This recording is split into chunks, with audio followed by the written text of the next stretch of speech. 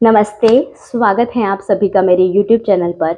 और आज हम बात करेंगे नाड़ी शोधन प्राणायाम के बारे में। नाड़ी शोधन प्राणायाम को हमारे हठ योग के जो पुराने ग्रंथ है उसमें सबसे ज़्यादा अच्छा माना गया है, क्योंकि नाड़ी शोधन प्राणायाम करने से हमारे जो 72,000 नाड़ियाँ हैं, जिनको एनर्जी चैनल्स भी बोलते हैं, वो क्लीन होते हैं, शुद्ध होते हैं। अगर हमारी नाड़ियों में जो एनर्जी चैनल्स है उसमें कुछ भी अवरोध या उसको हम हर्डल बोल सकते हैं, और वो आ जाता है तो हमें कोई ना कोई प्रॉब्लम ज़रूर होती है। जैसे हमारे नर्वस सिस्टम की एनर्जी चैनल्स में कुछ अवरोध आ जाता है तो पैरालिसिस हो जाता है। तो इसीलिए जो ये नाड़ी शोधन प्राणायाम है, हमारे जो एनर्जी चैनल्स है उनको क्लीन करता है और मनुष्य को स्वस्थ रखता है। तो आइए करते हैं नाड़ी शोधन प्राणायाम का अभ्यास। नाड़ी शोधन प्राणायाम करने के लिए एक हाथ से बनाएंगे प्राण मुद्रा, जिसमें अनामिका उंगली और जो छोटी उंगली है उसके टॉप पॉइंट को अंगूठे के टॉप पॉइंट से लगाएंगे, और दूसरे हाथ से करेंगे नासिका मुद्रा या विष्णु मुद्रा।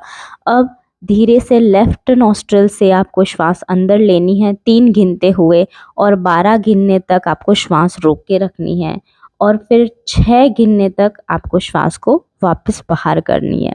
इसी प्रकार यहाँ प्रक्रिया 9 बार करनी है। इनहेल करना है, श्वास को अंदर रोकना है, फिर वापस बाहर निकालना है। जब हम नाड़ी शोधन प्राणायाम का अभ्यास करते हैं, मतलब ब्रीथ को होल्ड करते हैं, कुंभक लगाते हैं, उस दौरान क्या होता है कि हमारे लंग्स में जो एल्वियोलाई होती है, जहाँ गैसेस का एक्सचेंज होता है, वहाँ ऑक्सीजन प्रॉपर वे में पहुँच जाती है। तो जो एल्वियोलाई की जो वॉल्स होती हैं, कैपिलरीज, वो ऑक्सीजन को बहुत अच्छी तरह से एब्जॉर्व कर लेती है, जिससे रक्त में भी ऑक्सीजन की मात्रा बढ़ जाती है।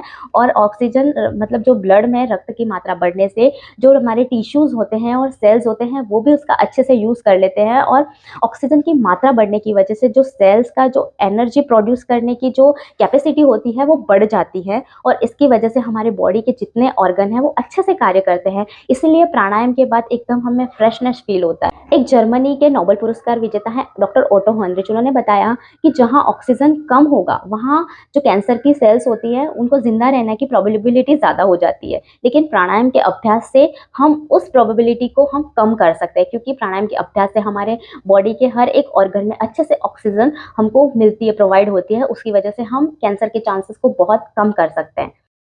देर तक करना है तो 9 बार करना है। जैसे श्वास ली, रोकी, छोड़ी, 1 राउंड हुआ, फिर से श्वास ली, रोकी, छोड़ी, 2 राउंड हुआ। ऐसे सुबह में और शाम में आप प्राणायाम का अभ्यास करें। आप 1 महीने तक करें, आपको अपने आप ही अपने में चेंजेस दिखने शुरू हो जाएंगे। आप स्टार्ट कीजिए। आशा करती हूँ आप इसी तरह प्राणायाम और योग का अभ्यास करके ऐसे ही स्वस्थ रहें, स्वच्छ रहें और निरोगी रहें। धन्यवाद।